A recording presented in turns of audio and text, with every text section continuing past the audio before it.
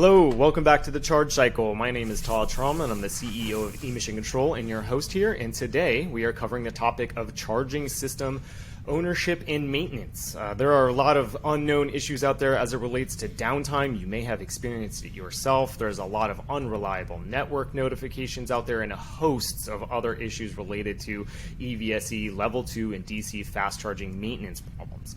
So how are we addressing that? Today, I'm extremely happy to have on Dave and Alex Vikartofsky, owners and operators of Advanced Technical Services, also known as ATS. As I understand it, ATS for years served as a technically focused support mechanism for a lot of the big OEMs over the years, but recently have expanded their services into the fast-moving, fast-deploying world of EVSE maintenance and remanufacturing. So happy to dive into this. Alex and Dave, welcome to the Charge Cycle. Thank you, Todd. Great to be here. Thanks, Todd. So again, you guys have a long history in the automotive world. I would love to hear a little bit more of the background on the company and on yourselves, and then really kind of take some time to expand on really how you ended up in this EVSE space. I mean, it's a little bit different than working with the big three over the years. And so take some time to kind of tell us what ATS is, where you guys are at, give us some history on the company and some details there. So we went in business in 1981. One of our major goals, Todd, was to better support the repair of electronic products for automotive customers in the Midwest. We left a company that really wasn't supporting the dealers as we thought they should. So that was really our driving force to improve the type of repair, turnaround time, and quality that dealers needed, right? And so that was our focus. 40 years ago, there was very little electronics in the car. It was a radio and a cluster was probably the two biggest components that had electronics in them. Over the next 10 years, that expanded rapidly to include things like engine controls, climate controls, body controllers, all kinds of other electronics. And we were fortunate enough to be able to participate in a lot of those repair opportunities as they grew. Yeah, and as the company kind of grew, our reach grew, we dabbled in a little high-power rectifier repair, and so we naturally transitioned and pushed our way into this EV space with my dad really being the driving force behind if this company is going to survive, if we're going to be in remanufacturing, in repair for another 40 years, what do we need to do differently? What do we need to do in our organization to make sure that we can still service OEMs? And that was very clearly a shift to supporting EV, not only the car manufacturers, but probably first it's looking at the chargers because those are going to break faster and they're going to be a bigger need to build that infrastructure. And so that's where we've kind of found this niche and been crazily involved with it so fast. So is this a fundamental pivot for ATS? I mean, are you guys looking at this being a part of the company roadmap holistically moving forward, or is this kind of a bolt-on service? Is ATS still doing a lot of other kind of OEM and other manufacturing repair on the vehicle front? Yeah, we still have several customers that are OEs on the either automotive or heavy-duty truck side that we support a variety of products on. We still have, as Alex mentioned, we're a North American Depot Repair Center for a large telecom company. We support all their high-power rectifier repairs, not only in the U.S., but entire North America. So it's a continuation of what we've done all along. And as we go along, I think you'll see that we're adding some additional support services that will help the industry. I think that's an important point. So you guys' experience doesn't just expand to different OEMs and on the vehicle front. I mean, you guys are doing technical repair way out of vehicle-related technologies, obviously with EVSEs. But, as this world kind of starts blending together and we think about how, charging systems need to be connecting and communicating with the vehicles themselves, there's a lot of that kind of correlated experience with stuff that you've done. I think telecom is a good example. Is that fair? That's fair. That's very, very good example. Yeah, the industry is growing so rapidly. There's many changes going on with chargers and the automotive side as well. And, we're just trying to keep up with the changes that are happening because it's, as you know, it's pretty rapidly changing. Yeah, our core competency is what we would call component level repair. But so many things today need component level repair. As my dad indicated earlier, when they first started repairing things, there were very few electronics in cars. Today, there's electronics in everything. So our reach has just really been broadened by electronics just, being in everything that we touch every day, from phones, telephones, car radios, stereos, to chargers and beyond. So everything that we touch in our daily lives is becoming a market for us at ATS. If you think about the electrical content in terms of dollar value, reaching back into the 80s, it was maybe $500 or $600 worth of electronics. In the 90s, that jumped to $2,000 or $3,000, and now they're pretty much all electronics. So if we're not there yet, that's where it's going. So, in this whole EV ecosystem, there are electronics and software in everything. Like to your guys' point, these things are computers on wheels, they are batteries on wheels. Everything is electronic or software based from A to Z here, right? So, but it sounds like EVSE specifically has been kind of a primary focus area. It sounds like that's an area that you guys really want to drive forward. What's the rationale for jumping into that versus maybe battery remanufacturing or some other element on the EV cycle, or is that still also part of the plan? Well, I wouldn't throw it out. The battery recycling is a very risky proposition right now. We targeted charging stations because we know there's going to be, if not millions, hundreds of thousands of these nationwide, and they're going to need support for all kinds of reasons, as we're seeing already. So we see that as a huge repair opportunity for us going forward. And we're also, as we'll talk about in a bit, we're pivoting to be able to provide field support as well, because the OEMs really haven't been able to keep up with the need for field support. Yeah, I would say when you think about infrastructure and being a pillar of support for something in infrastructure, that becomes a really safe aspect of business to get behind, right? When we look at COVID and we look at the businesses that were kept open during COVID, right, it was anything in critical infrastructure support. So if we can get behind something like chargers that are the gas stations of the future, right? If we can support a fraction of that industry or a part of that infrastructure piece, we're going to be doing a lot to secure our business for the future. Other than the fact that charging is cool and charging is good for the environment and all of these things that make this a really feel-good business for us, it's also a really good business decision to get into this industry, right, as we shift from ICE vehicles. Yeah, I want to build on that. So let's talk, I kind of want to talk about the scope, but not just the scope, but the scope of the problem here. So, kind of to your point, there are 270 million light-duty vehicles registered in the United States, right? And, the adoption rates are going through the roof of EVs right now, just with fuel economy concerns and also just the interest, climate change. There's a myriad of reasons why people are looking at adoption. And we're seeing kind of this hockey stick curve of interest, right? Especially on the light-duty side, and the OEMs on the heavy-duty side are pushing out products faster than ever. We're seeing big changes in deployment schedules and investment from the OEMs themselves on what kind of targets they have for production. Crazy stuff is happening on the light duty EV front. So that's very clear. And so the vehicles are coming. As a result, the charging systems are coming to support that. That's going to be needed, right? So that in and of itself is an enormous logistical challenge, I think, that we can solve, but that is a huge challenge. But what is the biggest problem that we see with this? When you guys are thinking about that opportunity, you see all of these chargers out there. Talk a little bit about why maintenance is such a big focus for you. You want to take that one, Alex? I would love to. Yeah. When we look at dependability, right, and uptime of charger stations, maintenance just becomes this really pivotal quandary, right?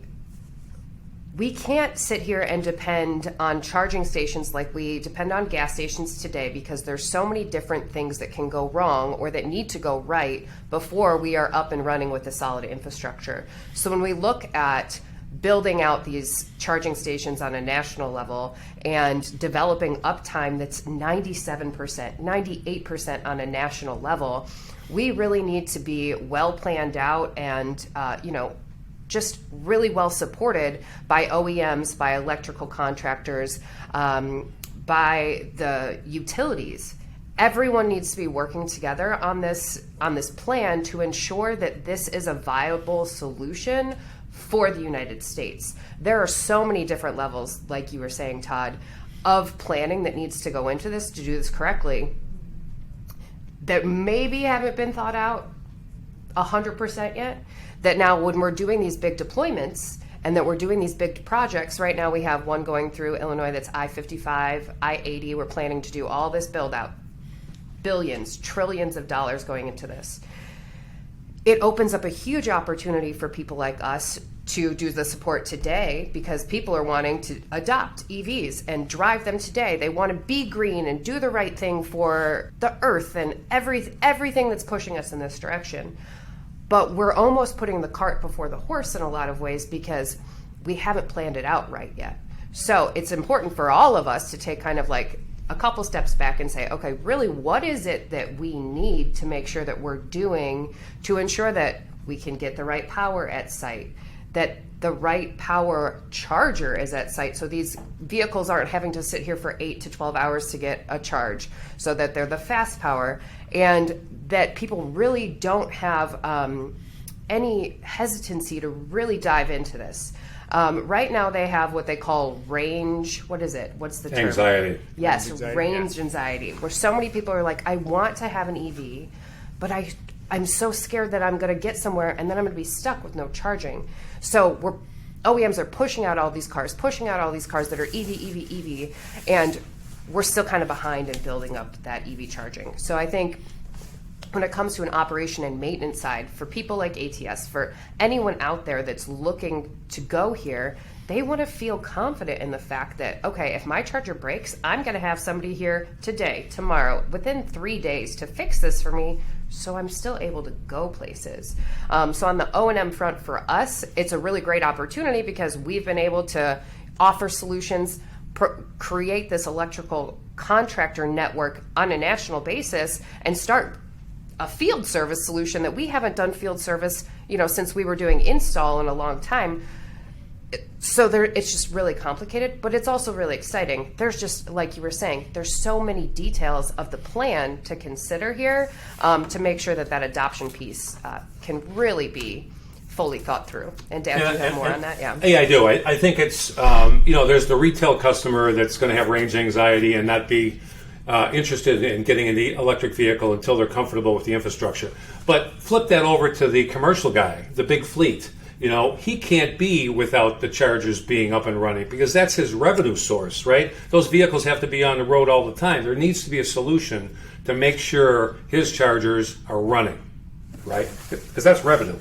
Yeah, 100%. So I'm kind of hearing you guys break this up into kind of two things. One, kind of a short-term problem right now. How do we address these kind of more significant issues that exist today to help with adoption? Because, any sort of light-duty vehicle driver, even, or I guess heavy-duty if you're in the fleet space, the worst thing that could possibly happen is have some range anxiety. See you driving down the middle of the Central Valley in California, think that you're pulling up on your last mile to a charging system and have it not work or not be there, or the cable is missing or some crazy thing, right?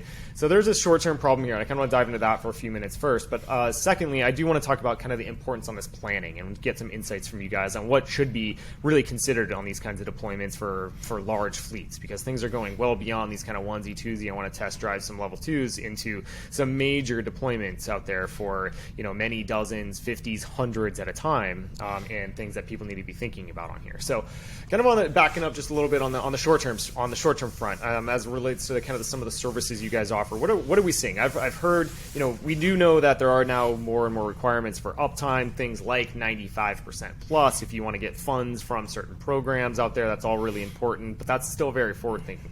What are we seeing right now? I mean, vehicle adoption is happening now, right? So we've heard horror stories of 30% or higher of level 2 vehicle chargers are not functional right now, or are not being reported correctly or something. What's your experience currently, and what are you guys doing to kind of help alleviate that? Well, we talked to the Clean Cities folks, who are a member of several of the chapters, and that's where we got the numbers about how many were not working percentage-wise across the country. And, we've heard numbers from 40 to 60% failed for one reason or another. And how that breaks down is, the charger itself could be bad, or it could be physical damage. We had one from a Nissan dealer in Virginia just yesterday. Somebody rammed into 2 of his chargers. And then site powering problems. We've had stuff where the voltage isn't right, the phase isn't right, it's intermittent, loose connections, and then communications issues. We were just on the phone with an OEM this morning, and she said that 90% plus of her failures in the field are related to communication.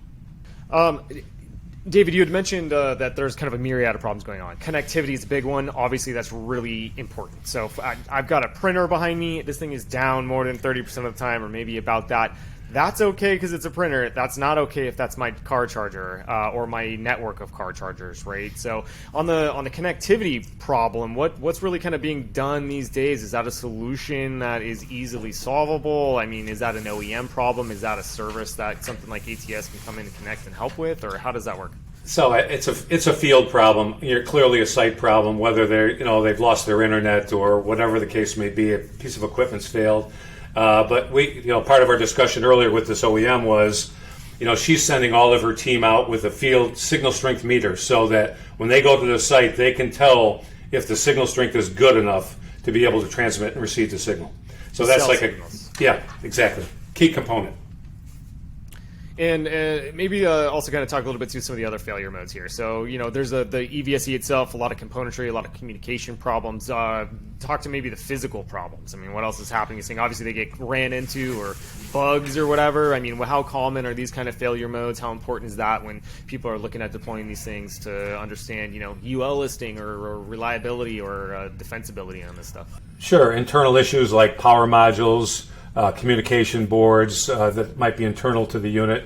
We talked about the network issues, powering issues, wrong, incorrect site power, out of phase. It's a myriad of things right now, and we're seeing a good number of all of those. As I mentioned, the call we had with the OEM earlier today, she said that 90+% of the failures that she's seeing with their equipment in the field is network related, some sort of communication issue.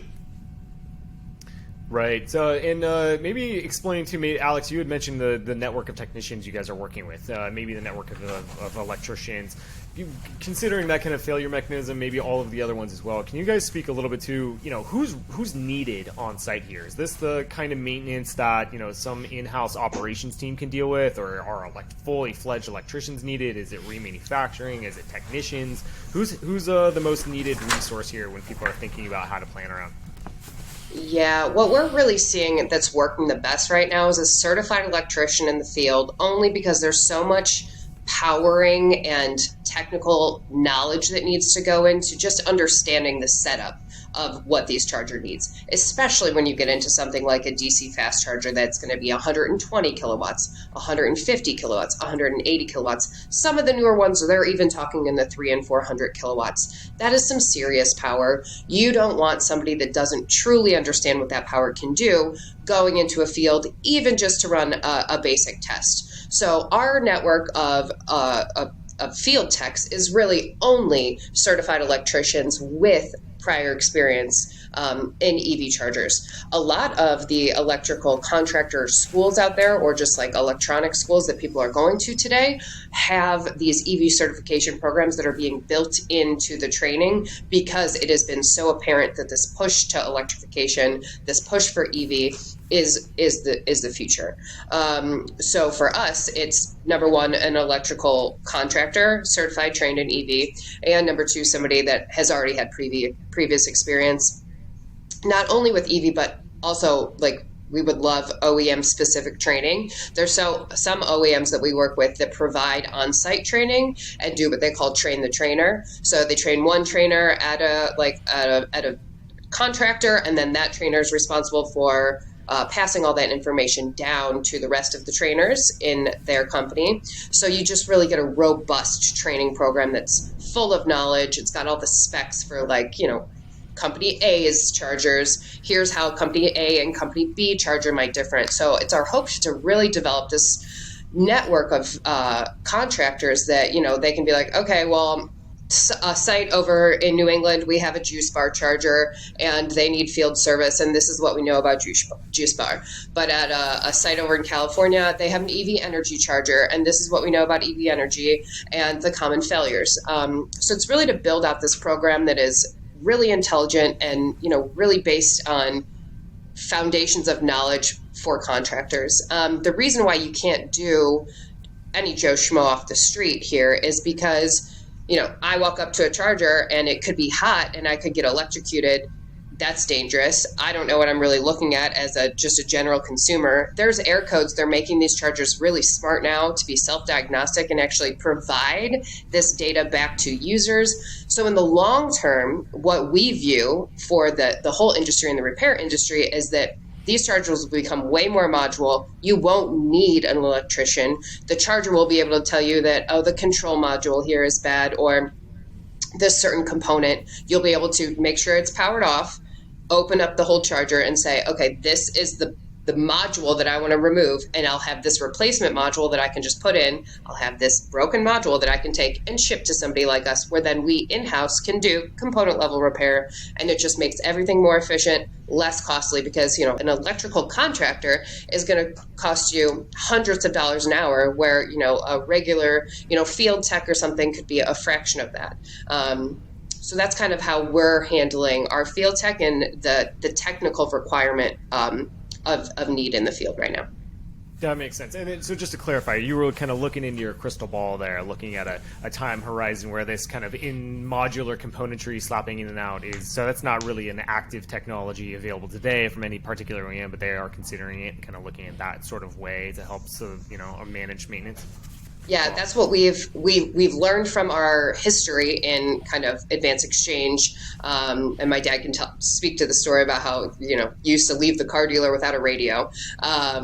So when we've spoken to a lot of these OEMs about their design aspects, their level 3 DC fast chargers, they're huge. They're thousands of pounds. They can't feasibly move these units to a place like us. They have to come up with something that makes a lot more sense as far as how to repair them, how to repair pieces of them, and shipping costs are expensive, and that's the solution. So, Dad, if you want to tell your radio story, I always like hearing that one about back in the day, took the radio out. Now you have to tell us. Yeah, back in the day, if you had a defective radio in your car, you brought it to the dealer, he took the radio out, sent you on your way, and he called you in 3 weeks when the radio was back. In the 90s, we worked with GM, Ford, and Chrysler and helped them develop an advanced exchange program nationwide so that if a dealer had an issue with your car, we knew it was coming in with a bad radio, he would call someone like us, we would send the advanced exchange out, the radio or dash was there when you got there, they swapped it out, you're on your way, the defective component came back to us, or another repair center where it was repaired, modified, upgraded, and put back on the shelf for the next customer. That's how we see this industry evolving. That's fantastic. So no more waiting necessarily, or very limited waiting from these kinds of deployments to get something in, swap it out, send it back out for repairs, put that one back in the loop for you guys to do the next one out. So can you guys talk a little bit about that? Curious about your relationship with these OEMs. So, part of me feels like this maintenance issue right now, and we know level 2 charging is going to be around forever, right? I mean, it's a great charging solution for a myriad of duty cycles and operations, businesses. People are at their work, they're at home, whatever. They don't need a full DC fast charger all the way. There's going to be a lot of level 2 charging going on for the foreseeable future. So, it does feel like, this uptime problem is kind of related to the OEMs. I mean, they are unable to provide this support themselves, but, you guys are seemingly establishing really good working relationships with the OEMs also. So can you kind of speak to that? I mean, I love that radio example, David, about being able to establish this kind of supply support, this replacement support. Kind of talk a little bit about that, and kind of tell us about how are you working with these OEMs? What does that mean for being able to replace parts or replace full EVSE systems? So, just as a little backstory on the supply chain, it's definitely slow to get parts now for repairs. We've waited 90, 120 days for dispensers. If we've had to send a unit out to an OEM because they wouldn't sell us the part, that's been 3 months or longer. The turnaround times are just not where they need to be. We're a while away from being that advanced exchange model, I think. First of all, as Alex indicated, the OEMs have to make their products modular and serviceable, more readily serviceable in the field. I don't think that's there yet, right? It's going to take 3 to 5 years, maybe even longer before they get there, and some are going to get there ahead of others. But, we're still seeing extended lead time on many parts, and the lead times are even affecting new chargers. For example, level 3 chargers from companies, and I'm not going to mention any company names, but for several of the big players, the lead time on level 3 chargers is over a year. Now, I think that's twofold. I think it's supply chain issues, and I think it's demand issues, right? Big companies are coming in and buying hundreds, if not thousands, of units from these OEs, and they're just not available. So there's a lot of supply chain issues, both based on demand and based on supply, and it's going to be a while before we get to the advanced exchange model that I think it will eventually evolve to. And then your question about our relationship with the OEMs, we initially started this journey trying to just target OEMs and say, we want to be your repair center, your US depot repair center. And that's kind of how everything for us snowballed from just wanting to do in-house component repair to really realizing that, okay, an OEM today is not going to want to invest in a depot repair center for their first version of their first charger that they've ever made. So what we've learned from all of this, okay, so we've learned that their first charger, they're eventually going to want to make modular, especially, obviously, we're not talking the small level ones, but we're talking the level 2s and especially the level 3s. So from our initial calls with, OEMs that are US-based and non-US based, we have learned so much about everything that has to do with EV charging. That really, number one, no OEM is ready for a US-based repair depot yet because they're not really happy with their current, and it's not the best they're going to make, so it's not the one that they're going to sell for a long period of time. They want to own the market share first. And I think what we're seeing is there's so many different companies that are trying to win that market share that once we iron out and once we even out and once we have like maybe the 3 big players, then we'll be in the running to become that US-based repair depot. You saw the same thing with cars when they first became, when it was Ford and everybody else. Then you had the big 3.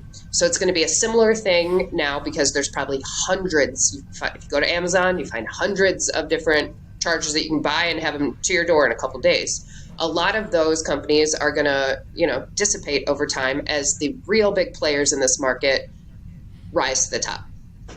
And so our relationships with our OEM partners have been really informative today. They haven't generated for us a lot of direct business with them, but what they have generated for us is a lot of business from dealerships because now the OEMs know that we've been doing this for 40 years. We are competent in component level repair. We can understand field services. We know how to do the powering. We are getting referrals direct from OEMs to people that they have already sold their chargers to that say, you know what, we're not doing like the field service or the support on it, but talk to these people because they will possibly be our future service provider or depot repair center. So that's kind of how our OEM relationships have played out in this space just over the past couple of years. They've been really fruitful for us, just not directly with the OEMs, if that makes sense. Yeah, it does make sense. I think it's increasingly important that this kind of role that you guys are playing continue to be fostered because, nothing is going to stop this land grab that the OEMs have right now, right? Like you said, this is a market share opportunity. They have hundreds of thousands of these things to get out the door, and it does, their revenue is associated with the sale of these things ultimately, right, and not necessarily the O&M. But a big part of the discussion as people like us in this space understand that has a meaningful influence on this adoption rate, on the end user experience, on what's happening with the EVs themselves, and ensuring that if we're really trying to push forward in this industry and get these EVs on the road and kind of get our fuel supply under control and get these get greenhouse gas reductions in place, man, this is really, really important to ensure that the user experience is good. And so getting all of the chargers out there, but if only 30% of them aren't working, I mean, that's a big problem for worldwide adoption here. So I think that's important, whether or not it's a direct, explicit relationship, maybe it's not in-house in OEM, but those kinds of relationships that you guys can establish. And I love that you guys are forward thinking too on understanding that this component kind of modular approach is in the pipeline. It's really kind of a refreshing take to hear. That's a new one I've seen so far. So I do want to kind of pivot this a little bit to planning. So, again, there are a lot, especially on the commercial side, so a lot of commercial fleets out there, especially on the light duty side, lots of light duty vehicles coming down the road. Ford, GM really hitting it hard on fleet vehicles, white truck vehicles going out the door, a lot of class 3 to 6 vans going out the door, all sorts of big stuff on the commercial EV front. There's some high level ideas, that fleets are considering, things that they know they need to do, or they know they need to go engage with the utility. They know maybe that transformers also have a long lead time, right, to get these projects in hand. But there's not a lot of knowledge outside of that, right? So especially when it comes to O&M on this stuff. I mean, I think a lot of them maybe don't know that their own vehicle fleets are going to have some downtime on the EVSE front. So when you're thinking about a fleet, maybe a beer and beverage distributor, for example, who's looking at deploying 100 of these things at one of their facilities, what do they need to be thinking about? How do they plan around level 2 or more powered charging systems? What's important? How does that relate to what they're procuring? How does it relate to how they're budgeting for O&M? Well, in our discussions, we're kind of leaning towards suggesting that if they're buying 100 chargers, that they should get like 3 to 5% more of the same charger and keep them nearby, so that if a unit goes down, they've got quick access to a replacement unit that can be, swapped out and be ready to go. And especially with these uptime requirements from the government in terms of financing or grants, they are going to need to have those up and running. The other thing I strongly suggest is that let's say they choose a particular OEM manufacturer. They need to be working with that manufacturer to make sure that the standard and let's call them common failure parts are readily available in the U.S. and nearby, so that if the unit needs to be fixed, the parts are available to fix it. Right. Are those all things equal amongst EVSE OEMs? Are parts readily available, or at least kind of off-the-shelf parts available? Like, is that the same from EVSE manufacturer to manufacturer? All unique to the manufacturer. Okay, so these fleets really need to be engaging with each of these manufacturers, get a clear understanding of what is or is not available for common failure modes. Absolutely. Connectors being a good example of that, or cables. Yep, huge. And so I think even before this, right? If I'm a fleet, I'm looking at, number one, my site. Is it powered correctly? Do I have the right electrician? And am I eligible for any type of grant funding based on my location and based on my state? There's a lot out there. Then do I fall within a region, and you're going to be the guy to talk about this, Todd, where there's tax credits available, right? There's LCFS credits. Is that something that I could benefit from as the owner of this charger? And who can inform me about this some more? That's something that when we've been talking to people, people don't know anything about these credits and what that can mean for them, and they're excited. As an Illinois company, we're excited that this could be coming to us, because that is so much money back in a consumer's pocket or an owner's pocket that, for people in Illinois, we don't know anything about tax credits or trading credits or what that looks like. But that's something huge that you guys can bring to the table for even our customers. So what is something that looks like, what does that look like for our customers, and how do we inform them of all these great things that are out there? So the planning before we even start looking at OEMs is like, okay, really what's available for us out there, and what does that mean as far as our budget goes? So these are all budgetary concerns before we're even getting into the nuts and bolts of the OEM or the hardware aspects. So that's, I think, where we've really found this partnership beneficial, because when we're thinking about, the dollars and cents of it, that's important. Although we know the budgets for these things are huge, because level 2 and 3 chargers are thousands of dollars. The level 3s are in the, 50 grand ish. But the money adds up when we're talking government credits, tax credits, and things like that. And then getting to the points that my dad was saying about making sure you're vetting the OEM, did all their chargers go through testing, and who are the right OEMs for you based on their operations and maintenance serviceability standards. Yeah, absolutely. It sounds like the real takeaway here is like the worst thing somebody could really be doing is waiting, right? I mean, it's going to take a long time to really figure out what kind of tax incentives are available, how you leverage things like the low carbon fuel standard, for example, to get that recurring revenue coming in. What are my lead times with my different hardware choices, whether that's level 2 or level 3 charging? How is the utility reacting? What is my utility doing on this? How do I vet, different electricians out there? How do I vet these technology platforms, these EVSE manufacturers? There's a lot to think think through in all of this? And it sounds like that it's important to really start looking at this holistically. Now, maybe not even just for that particular fleet, but maybe taking a 3 or 5 year outlook on really what you want to do, especially if you're thinking you have to work with the utility and are pulling new copper or doing whatever you need to be doing. I mean, it's a pretty invasive upgrade often, right? So how do you plan around this in the long term for this kind of hardware and this kind of deployments? And what does it mean when modular approaches are available down the road, right? It's a lot to think about. One of the things we learned here recently, and I'm sure you're probably aware of it, but the automotive OEMs are mandating to their automobile dealer customers a certain level of charging requirement by a certain period of time. And you guys have been exposed to it much sooner than we have. And what's happening is the automotive OEMs know it's coming throughout the rest of the country, and they're trying to get their dealer base ready for it. And I just think it's so interesting that what they're requiring from these guys. And to Alex's point, it's not just about chargers. Is what's their electrical infrastructure like today, and what's it need to be tomorrow and 5 years from now? Because it's obviously going to get higher kilowatts, faster charging, which is going to require more power. So you can't just power it for today. You need to power it for the future. I kind of want to go down that road here real briefly as well.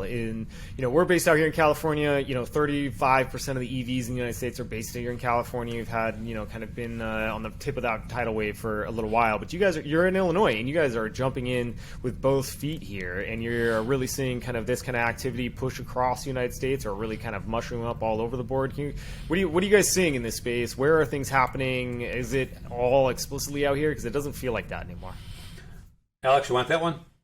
I was going to have you tell your story about the dealer you talked to in Washington, if you want to go there. So we talked to a Nissan dealer in the state of Washington, and they were looking for, initially it was a repair, and then it evolved into a quote for new chargers. And during the conversation, I asked the owner and the general manager, I said, let me ask you a question. What percentage of the cars you sold last year were electric vehicles? And he said, well, it would have been higher, but it was at least 50%. Now, if you compare that to what's going on in the Chicago or the Midwest area, we're maybe at 5 or 6%, right? I talked to a guy in Virginia this morning. He's barely 1%, right? But it's coming, right? And the automotive OEMs realize it's coming, and they're pushing on their dealers now to start the upgrade process and plan for the future of the EV charging network that they're going to require in all their dealerships. And I mean, for example, Ford dealers have been told that it's a $500,000 to $1.2 million investment is required.